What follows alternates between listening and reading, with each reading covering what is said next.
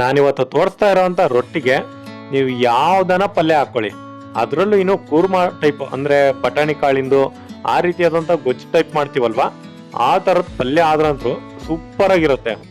ಈಗ ಮಾಮೂಲಾಗಿ ನಾವು ಚಪಾತಿ ಹೆಂಗ್ ಮಾಡ್ತೀವಿ ಅಂತಂದ್ರೆ ಒಂದೊಂದೇ ಚಪಾತಿ ಉದ್ದಿ ಅದನ್ನ ಹಂಗೆ ಬೇಯಿಸ್ಕೊತಾ ಹೋಗ್ತೀವಿ. ಆದ್ರೆ ಈ ಚಪಾತಿ ಮಾತ್ರ ನೀವು ಒಂದೇ ಸಲ 10 ಚಪಾತಿ ಉದ್ದಿ 10 ಚಪಾತಿನೂ ಒಂದೇ ಸಲ ಬೇಯಿಸ್ಬೋದು. ಅಷ್ಟು ಫಾಸ್ಟ್ ಅಂದ್ರೆ ಫಾಸ್ಟ್ ಆಗುತ್ತೆ. ನಮಗೆ ಕೆಲಸನೂ ಕೂಡ ಒಂದ್ ಸ್ವಲ್ಪ ಕಮ್ಮಿ ಅನ್ಸುತ್ತೆ. ಮತ್ತೆ ಟೇಸ್ಟ್ ವೈಸಲ್ಲಿ ಬಂದ್ರೆ ಐತಲ್ಲ, ನಿಜವಾಗ್ಲೂ ನೀವು ಎಕ್ಸ್ಪೆಕ್ಟು ಮಾಡಲ್ಲ, ಅಷ್ಟು ರುಚಿಯಾಗಿರುತ್ತೆ ಇದು. ಯಾವುದೇ ಕಾರಣಕ್ಕೂ ಈ ರೆಸಿಪಿ ಮಿಸ್ ಮಾಡ್ಕೊಳಕ್ ಹೋಗ್ಬೇಡಿ. ಸ್ಕಿಪ್ ಮಾಡದೆ ಇರೋ ತರ ನೀವು ನೋಡ್ಕೊಂಡ್ರಿ ಅಂದ್ರೆ ತುಂಬಾ ಈಸಿಯಾಗಿ ಕಲಿಬಹುದು. ಸೊ ನೋಡ್ಕೊಳ್ಳಿ. ಈ ಸಿಂಪಲ್ ಮತ್ತೆ ಸಾಫ್ಟ್ ಆಗಿರೋ ಅಂತ ಚಪಾತಿ ಮಾಡೋದಿಕ್ಕೆ ನಾವು ಮೊದಲೇದಾಗಿ ಒಂದು 2 ಕಪ್ ಅಷ್ಟು ನಾನು ಮೈದಾ ಹಿಟ್ಟನ್ನ ಬಳಸ್ತಾ ಇದ್ದೀನಿ. ನಿಮಗೆ ಚಪಾತಿ ಜಾಸ್ತಿ ಬೇಕು ಅಂತಂದ್ರೆ ಇನ್ನು ಜಾಸ್ತಿನೇ ಬಳಸ್ಕೊಳ್ಳಿ. ಇವು 2 ಕಪ್ ಹಿಟ್ಟಿಂದ ಒಂದು 12 ಅಂದ್ರೂ ಆಗ್ತವೆ. ಒಂದು 12 ಚಪಾತಿ ನೀವು ಮಾಡ್ಬೋದು. ಸೊ ಅದಕ್ಕೋಸ್ಕರ ಒಂದು 2 ಕಪ್ ಹಾಕೊಂಡಿದ್ದೀನಿ. ಅದಕ್ಕೊಂದು ಅರ್ಧ ಚಮಚ ಉಪ್ಪು ಹಾಕೋತಾ ಇದ್ದೀನಿ. ಈಗ ಮತ್ತೆ ಚಪಾತಿ ಉದ್ದಕ್ಕೆ ನಾವೆಲ್ಲ ಟೇಸ್ಟಿಗೋಸ್ಕರ ಹಾಕೊಳ್ಳೇಬೇಕು ಇದನ್ನ, ಹಂಗಿದ್ರೆ ಟೇಸ್ಟ್ ಬರೋದು. ಒಂದು ಅರ್ಧ ಚಮಚ ಉಪ್ಪು ಹಾಕೊಂಡಿದ್ದೀನಿ. ಈಗ ಇದಕ್ಕೆ ಇನ್ನೊಂದು ಸ್ಪೆಷಲ್ ಐಟಮ್ ಏನಪ್ಪಾ ಅಂತಂದ್ರೆ ಹಾಲನ್ನ ನಾನು ಹಾಕಿ ನಾದ್ತಾ ಇರೋದು. ನಾವೆಲ್ಲ ನೀರನ್ನ ಬಳಸ್ತೀವಿ, ಬಟ್ ಇದಕ್ ಮಾತ್ರ ಹಾಲನ್ನ ಹಾಕ್ಬಿಟ್ಟು ನಾವು ನಾದ್ಬೇಕಾಗುತ್ತೆ. ಇನ್ನು ನಿಮಗೆ ಹಾಲು ತುಂಬಾ ಜಾಸ್ತಿ ಹೋಗುತ್ತೆ ಅನ್ನೋದಾದ್ರೆ ಹಾಲಿಗೆ ಒಂದ್ ಸ್ವಲ್ಪ ನೀರು ಮಿಕ್ಸ್ ಮಾಡ್ಕೊಳ್ಳಿ, ಅವಾಗ ನಿಮಗೆ ಹಾಲು ಕಮ್ಮಿ ಯೂಸ್ ಆಗುತ್ತೆ. ಬಟ್ ಇದಕ್ಕೆ ಹಾಲು ಹಾಕಿದ್ರೆ ತುಂಬಾ ಚೆನ್ನಾಗಿ ಬರುತ್ತೆ. ಈಗ ಹಾಲು ಹಾಕ್ಬಿಟ್ಟು ನಾವು ಸೇಮ್ ಚಪಾತಿ ಯಾವ ರೀತಿ ನಾದ್ಕೋತೀವೋ ಅದೇ ರೀತಿಯಾಗಿ ನೀವು ಕೂಡ ನಾದ್ಕೊಳ್ಳಿ. ಅವಾಗ ಸ್ವಲ್ಪನೇ ಹಾಲು ಹಾಕುವಂತ ನೀವು ಚೆನ್ನಾಗಿ ನಾದ್ಬೇಕಾಗುತ್ತೆ. ನೀವು ಎಷ್ಟು ಚೆನ್ನಾಗಿ ನಾದ್ತಿರೋ ಅಷ್ಟು ಚೆನ್ನಾಗಿ ಈ ರೊಟ್ಟಿ ಬರ್ತವೆ. ತುಂಬಾ ಟೇಸ್ಟಿಯಾಗಿರುತ್ತೆ ಹಾಲು ಹಾಕೋದ್ರಿಂದ ಕೂಡ. ಸೊ ಇವಾಗ ನಾನು ನಾದ್ತಾ ಇದ್ದೀನಿ ನೋಡಿ. ಮೈದಾ ಹಿಟ್ಟೆ ಆಲ್ರೆಡಿ ಫುಲ್ ವೈಟ್ ಕಲರ್ ಅಲ್ಲಿ ಇರುತ್ತೆ, ಅದರಲ್ಲೂ ಹಾಲು ಹಾಕಿರೋದ್ರಿಂದ ಐತಲ್ಲ ಇನ್ನೂ ಕಲರ್ ಮಾತ್ರ ಹಾಗೆ ಶೈನಿಂಗ್ ಆಗ್ತಾ ಇದೆ ನೋಡಿ. ಅದು ಬೆಳಕಿಗೆ ಶೈನಿಂಗ್ ಬರ್ತಾ ಇದೆ ಕಲರ್ ಕೂಡ ಹಿಟ್ಟಿಂದ. ಈ ರೀತಿಯಾಗಿ ಚೆನ್ನಾಗಿ ರೌಂಡ್ ಆಗಿ ನೀವು ಹಿಟ್ಟನ್ನ ನಾದ್ಬಿಟ್ಟು ಒಂದು 20 ನಿಮಿಷ ಅಂತ ಬಿಡ್ಬೇಕಾಗುತ್ತೆ ಇದನ್ನ. ಈಗ 20 ನಿಮಿಷ ಬಿಟ್ಟು ನಾನು ತೆಗಿತಾ ಇದ್ದೀನಿ. ಈಗ ಮತ್ತೆ ಅದೇ ರೌಂಡ್ ಮತ್ತೆ ನಾದ್ಕೋಬೇಕಾಗುತ್ತೆ ನೀವು. ನಾದೋದೇನಕ್ಕೆ ಅಂತಂದ್ರೆ ಈಗ 20 ನಿಮಿಷ ಬಿಟ್ಟಿರ್ತೀವಲ್ವಾ, ಇನ್ನು ಏನಾರ ಒಳಗೆ ಗಂಟಿದ್ರೆ ಹಿಟ್ಟು ಹಂಗೆ ಇದ್ರೆ ಚೆನ್ನಾಗೆಲ್ಲ ಮಿಕ್ಸ್ ಆಗ್ಲಿ ಅನ್ನೋ ಕಾರಣಕ್ಕೆ ನಾನು 2 ಸಲ ನಾದ್ಕೋತಾ ಇದ್ದೀನಿ ಬಿಟ್ಟಾದ್ಮೇಲೂ ಕೂಡ. ಸೊ ಇವಾಗ ಒಂದು ಪರ್ಫೆಕ್ಟ್ ಶೇಪು ಅಥವಾ ಚೆನ್ನಾಗಿ ಬಂದಿದೆ. ಈಗ ನಾವು ಚಪಾತಿ ಯಾವ ಸೈಜ್ ಮಾಡ್ತೀವೋ ಅಷ್ಟು ನಾನು ಉಂಡೆಗಳನ್ನ ಮಾಡ್ಕೋತಾ ಇದ್ದೀನಿ ಫಸ್ಟ್. ಸೊ ಇದರಿಂದ ಈಗ ಉಂಡೆಗಳನ್ನ ಮಾಡಿ ಸೈಡಿಗೆ ಎತ್ತಿಟ್ಕೊಂಡಿದ್ದೀನಿ. ಒಂದು 6 ಉಂಡೆ ಮಾಡ್ಕೊಂಡಿದ್ದೀನಿ ಸದ್ಯಕ್ಕೆ. ಒಂದು 10 ಕೂಡ ಮಾಡ್ಕೋಬಹುದು ನೀವು. ಜಸ್ಟ್ ನಾನು ಒಂದು 6 ಪೀಸ್ ಮಾಡ್ಕೊಂಡಿದ್ದೀನಿ. ಈಗ ನೆಕ್ಸ್ಟ್ ನಾವೇನು ಉಂಡೆಗಳನ್ನ ಮಾಡ್ಕೊಂಡಿರ್ತೀವೋ ಅದನ್ನ ನಾವು ಸೇಮ್ ಯಾವ ರೀತಿ ಚಪಾತಿ ಮಾಡ್ತೀವೋ, ಚಪಾತಿ ಉದ್ಕೋತೀವೋ ಆ ರೀತಿಯಾಗಿ ಉದ್ಬೇಕಾಗುತ್ತೆ. ಆದ್ರೆ ಫುಲ್ ಚಪಾತಿ ಸೈಜಲ್ಲಿ ಉದ್ದಕೋಬೇಡಿ. ಫಸ್ಟ್ ನೀವು ಒಂದು ಪೂರಿ ಸೈಜಲ್ಲಿ, ಪೂರಿ ಎಷ್ಟಾಗ್ಲ ಇರುತ್ತೋ ಪೂರಿ ಅಥವಾ ಹಪ್ಪಳ ಆ ಸೈಜಲ್ಲಿ ನೀವು ಉದ್ಬೇಕಾಗುತ್ತೆ. ಯಾಕೆ ಅಂತ ಆಮೇಲೆ ಹೇಳ್ತೀನಿ ನಿಮಗೆ. ಈಗ ಮಾಡ್ಕೊಂಡಿರೋ ಅಂತ 6 ಪೀಸ್ಗಳನ್ನ ನಾನು ಒಂದು ಪೂರಿ ಸೈಜಲ್ಲಿ ಉದ್ಕೊಂಡಿದ್ದೀನಿ. ಇವಾಗ ನೀವು ಕೇಳ್ಬೋದು 6 ಚಪಾತಿ ಒಂದೇ ಸಲ ಉದ್ಬೋದು ಅಂದೇಲಪ್ಪ, ಎಲ್ಲಿ 6 ಸಪರೇಟ್ ಆಗಿ ಉದ್ಕೊಂಡಿದೆಯಲ್ಲ ಅಂತ ಅನ್ಬೋದು ನೀವು.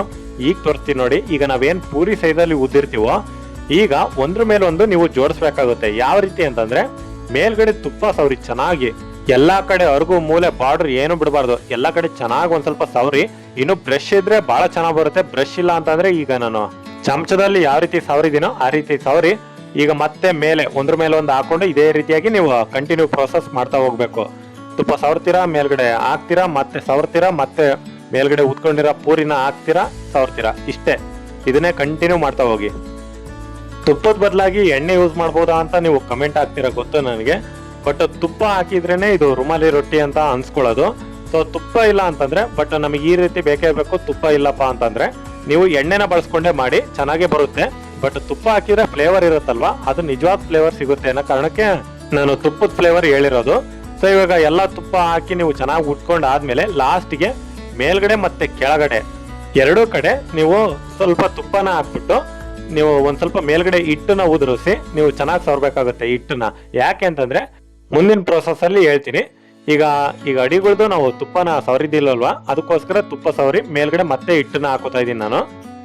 ಹಿಟ್ಟೆಲ್ಲ ಸವರಿದಾದ್ಮೇಲೆ ನಾವಿವಾಗ ಮತ್ತೆ ಚಪಾತಿಯಷ್ಟು ಅಗಲವಾಗಿ ಉದ್ಬೇಕಾಗುತ್ತೆ. ಏನಕ್ಕೆ ಹಿಟ್ಟು ಸವರಿದ್ದು ಅಂತಂದ್ರೆ ಇದೇ ಕಾರಣಕ್ಕೆ. ಯಾಕಂದ್ರೆ ನಾವು ಮತ್ತೆ ಉದ್ಬೇಕಾಗುತ್ತಲ್ವಾ, ಅದಕ್ಕೆ ಹಿಟ್ಟು ಹಾಕೊಂತೀವಿ. ಯಾಕಂದ್ರೆ ಹಿಡಿಬಾರ್ದು ಅಂತ ಲಟ್ಟಣಿಗೆಗೆ. ಸೊ ಈಗ ತುಪ್ಪ ಕೂಡ ವೇಸ್ಟ್ ಆಗಬಾರ್ದು. ಮತ್ತೆ ಅಷ್ಟೊಂದು ಹಚ್ಚಿರ್ತೀವಿ ನಾವು ಕೆಳಗಡೆ ಮಣೆಗೆ ಲಟ್ಟಣಿಗೆಗೆ ಅಂಟಿದ್ರೆ ಅದು ಸುಮ್ಮನೆ ವೇಸ್ಟ್ ಆಗೋದಿಲ್ವಾ. ಅದಕ್ಕೋಸ್ಕರ ನಾನು ಹಿಟ್ಟನ್ನ ಸವರಿದ್ರೆ ಸ್ವಲ್ಪ ಕಡಿಮೆ ಹತ್ತುತ್ತೆ, ಮತ್ತೆ ನಿಮಗೆ ಹಚ್ಚಿರೋ ಅಂತ ತುಪ್ಪನೂ ಕೂಡ ಅದರಲ್ಲೇ ಉಳ್ಕೊಳ್ಳುತ್ತೆ ಅಂತ ಹಿಟ್ಟು ಸವರಿದ್ದು ಇನ್ನು ಹಿಟ್ಟಲ್ಲೇ ಮುಣಗಿಸ್ಬೋದು ನೀವು ಇದನ್ನ. ಬೇಕಾದ್ರೆ ಇನ್ನು ತುಪ್ಪ ಅದೆಲ್ಲ ಹಂಗೆ ಉಳ್ಕೋಬೇಕು, ನಮಗೆ ಅಷ್ಟು ಖರ್ಚಾಗಕ್ಕೆ ಇಷ್ಟ ಇಲ್ಲಪ್ಪ, ಮೊದಲೇ ತುಪ್ಪ ಬಂಗಾರ ಆಗೈತೆ ಈಗ ರೇಟ್ ಜಾಸ್ತಿ ಅನ್ನೋದಾದ್ರೆ ಹಿಟ್ಟಲ್ಲೇ ಪೂರ್ತಿ ಮುಣಗಿಸ್ಬಿಟ್ಟು ಈ ರೀತಿ ಲಟ್ಟಿಸ್ಕೊಂಡ್ರೆ ನಡೆಯುತ್ತೆ. ಈಗ ನೀವು ಲಟ್ಟಿಸ್ಕೋತಿರಲ್ವಾ, ಒಂದು ಚಪಾತಿ ಸೈಜಿಗೆ ನೀವು ಲಟ್ಟಿಸ್ಕೋಬೇಕಾಗುತ್ತೆ. ಮತ್ತೆ ಇನ್ನೊಂದು ಡೌಟ್ ಏನಪ್ಪಾ ಅಂತಂದ್ರೆ, ಹಣ ಹಿಂಗೆ ಒಂದ್ರ ಮೇಲೆ ಒಂದು ಉತ್ತೀವಲ್ವಾ, ಸೊ ಅದು ಅಂಟ್ಕೊಳ್ಳೋದಿಲ್ವಾ ಬಿಟ್ಕೊಳ್ಳಿಲ್ಲಂಗೆ ಅಂತ ನಿಮಗೆ ಡೌಟ್ ಬರ್ಬೋದು. ನಾನೇ ಬರ್ಕೊಡ್ತೀನಿ, ಬೇಕಾದ್ರೆ ಯಾವುದೇ ಕಾರಣಕ್ಕೂ ಅದು ಅಂಟ್ಕೊಳ್ಳೋದಿಲ್ಲ, ಅದು ಹೆಂಗ್ ಬಿಡಿಸೋದು ಅಂತ ಒಂದು ಐಡಿಯಾನ ತೋರಿಸ್ತೀನಿ, ನೋಡ್ಕೊಳ್ಳಿ. ಇವಾಗ ಐಡಿಯಾ ಏನಲ್ಲ, ಅದಕ್ಕೆ ಅದೇ ಬಿಟ್ಕೊಳ್ಳುತ್ತೆ. ಈಗ ನಿಮಗೆ ಗೊತ್ತಾಗುತ್ತದು. ಈಗ ನಾವು ಚಪಾತಿ ಹೆಂಗ್ ಬೇಯಿಸ್ತೀವೋ ಹಂಗ್ ಬೇಯಿಸ್ತಾ ಹೋಗ್ಬೇಕಾಗುತ್ತೆ. ನಾನೇನು ತವೆ ಇಟ್ಕೊಂಡಿರ್ತೀವಲ್ವಾ, ಅದಕ್ಕೆ ತುಪ್ಪನೇ ಸವರಿದ್ದೀನಿ, ನೀವು ಬೇಕಾದ್ರೆ ಎಣ್ಣೆನ ಸವರ್ಕೋಬಹುದು. ತುಪ್ಪನ ಸವರಿ ಅದ್ರ ಮೇಲೆ ಈಗ ಲಟ್ಟಿಸ್ಕೊಂಡಿರೋ ಅಂತ 6 ಪೀಸ್ ಇರೋ ಈ ಚಪಾತಿನ ಹಾಕೊಂಡಿದ್ದೀನಿ. ಹಾಕೊಂಡು ಮೇಲ್ಗಡೆ ಮತ್ತೆ ಒಂದ್ ಸ್ವಲ್ಪ ತುಪ್ಪ ಸವರ್ತಾ ಇದ್ದೀನಿ. ಯಾಕಂತಂದ್ರೆ ತಿರುವಾಗ್ತೀವಲ್ವಾ, ತಿರುವಾಗ್ತಾಗ್ಲೂ ಕೂಡ ಅದು ತುಪ್ಪದ ಫ್ಲೇವರ್ ಬರ್ಬೇಕಲ್ವಾ ಅದಕ್ಕೆ. ಈಗ ಕೆಳಗಡೆ ಇರೋ ಸೈಡಿಗೆ ಮಾತ್ರ ತುಪ್ಪ ಆಗಿರುತ್ತೆ, ಮೇಲ್ಗಡೆ ಸೈಡಿಗೆ ತುಪ್ಪ ಇರಲ್ಲಲ್ವಾ, ಅದಕ್ಕೆ ಪ್ರತಿ ಒಂದೊಂದು ಚಪಾತಿನೂ ಇದೇ ರೀತಿ ನೀವು ತುಪ್ಪ ಹಚ್ಬೇಕಾಗುತ್ತೆ. ಈಗ ಹಂಚ್ ಕಾಯೋ ತನಕ ಅಷ್ಟೇ. ಈಗ ತಿರುವಾಕೋತಾ ಇದ್ದೀನಿ ನಾನು. ತಿರುವಾಕೊಂಡ್ಮೇಲೆ ಮತ್ತೆ ಮೇಲ್ಗಡೆ ಒಂದ್ ಸ್ವಲ್ಪ ತುಪ್ಪ ಸವರ್ತಾ ಇದ್ದೀನಿ. ಸೊ ಈಗ ಒಂದ್ ಲೆಕ್ಕದಲ್ಲಿ ಇದು ನಾವು ಮಾಡೋದೇ ತುಪ್ಪದಲ್ಲಿ ಒಂದ್ಸಲ ಮುಣಗ್ಸಿ ಎದ್ದಂಗೆ. ಸೊ ಆದಷ್ಟು ತುಪ್ಪ ಇದ್ದಾಗ ಮಾತ್ರ ಮಾಡಿ ಇದನ್ನ, ಹಂಗೆ ಒಂಥರ ಮಾಡಕ್ ಹೋಗ್ಬಿಡಿ. ಮತ್ತೆ ಸ್ವಲ್ಪ ತುಪ್ಪ ಹಿಡ್ಕೊಂಡು ನೀವು ಮಾಡಕ್ ಹೋಗಿ ಇಷ್ಟೊಂದು ತುಪ್ಪ ಹೋಗ್ತಿದೆಯಲ್ಲಪ್ಪ ಅಂತ ನೀವು ವ್ಯಥೆ ಪಡಬಾರ್ದಲ್ವಾ, ಅದಕ್ಕೋಸ್ಕರ ನೀವು ಆಲ್ಮೋಸ್ಟ್ ಮಾಡೋದೇ ತುಪ್ಪದಲ್ಲಿ ಅಂತ ಅನ್ಕೊಂಡು ಮಾಡ್ಬಿಡಿ ಇದನ್ನ. ಸೊ ಇವಾಗ ಎರಡು ಕಡೆ ಹಿಂಗ್ ಬೇಯಿಸ್ತಾ ಹೋಗ್ಬೇಕು, ಎಲ್ಲಿವರೆಗೂ ಬೇಯ್ತತೋ ಅಲ್ಲಿವರೆಗೂ ನೀವು.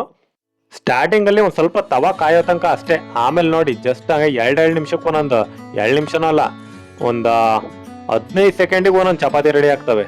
ಜಸ್ಟ್ ಒಂದು 15 ಸೆಕೆಂಡಿಗೆ ಒಂದೊಂದು. ಈಗ ನೋಡಿ ಅಡಿಗಳ್ದು ಆಗಿದೆ. ಸೊ ಇವಾಗ ಇದನ್ನ ತಗೊಂಡ್ಬಿಡೋದು ಅಷ್ಟೇ. ಈಗ ಮತ್ತೆ 2 ಸಲ ನೀವು ಹಿಂದೆ ಮುಂದೆ ಬೇಯಿಸೋದೇನು ಅವಶ್ಯಕತೆ ಇರೋದಿಲ್ಲ, ಒಂದ್ ಸೈಡ್ ಬೆಂದ್ರೆ ಸಾಕು, ಪೂರ್ತಿಯಾಗಿ ಆಗು ಇರುತ್ತಿದ್ದು. ಈಗ ನೆಕ್ಸ್ಟ್ ಅದನ್ನ ತಗೊಂಡಾದ್ಮೇಲೆ ಅದ್ರ ಮೇಲ್ಗಡೆ ಸೈಡ್ ಇರುತ್ತಲ್ವಾ, ಅದನ್ನ ಮತ್ತೆ ತುಪ್ಪ ಸವರ್ಬಿಟ್ಟು, ತುಪ್ಪ ಸವರೋದ್ರೊಳಗೆ ಕೆಳಗಡೆ ಅಲೆ ಬೆಂದೋಗಿರುತ್ತೆ. ಈಗ ಮತ್ತೆ ತಿರುವಾಕ್ತೀನಿ ನೋಡಿ. ಇವಾಗ ತುಪ್ಪ ಸವರಿ ತಿರುವಾಕೋದ್ರೊಳಗೆ ಅಲೆ ಬೆಂದಿರುತ್ತದು. ಸೊ ಈ ರೀತಿಯಾಗಿ, ಸೊ ಅಷ್ಟು ಫಾಸ್ಟ್ ಆಗಿ ಬೇಯುತ್ತಿದ್ದು. ಹೀಗೆ ಕಂಟಿನ್ಯೂ ಪ್ರೊಸೆಸ್. ಈಗ ಬೆಂದಿರುತ್ತಲ್ವಾ, ತೆಗಿತೀರಾ, ಮತ್ತೆ ತುಪ್ಪ ಸವರ್ತೀರಾ, ತಿರುವಾಗ್ತೀರಾ, ಅದ್ ಬೆಂದಿರುತ್ತಾ ಅಡಿಗಳ್ದು, ಅವಾಗ ಮತ್ತೆ ಅದನ್ನ ತಗೊಂತೀರಾ, ಮತ್ತೆ ತುಪ್ಪ ಸವರ್ತೀರಾ, ಹಿಂಗೆ ಪ್ರೊಸೆಸ್ ಮಾಡ್ಕೋತಾ ಹೋಗ್ಬೇಕಾಗತ್ತೆ ನೀವು.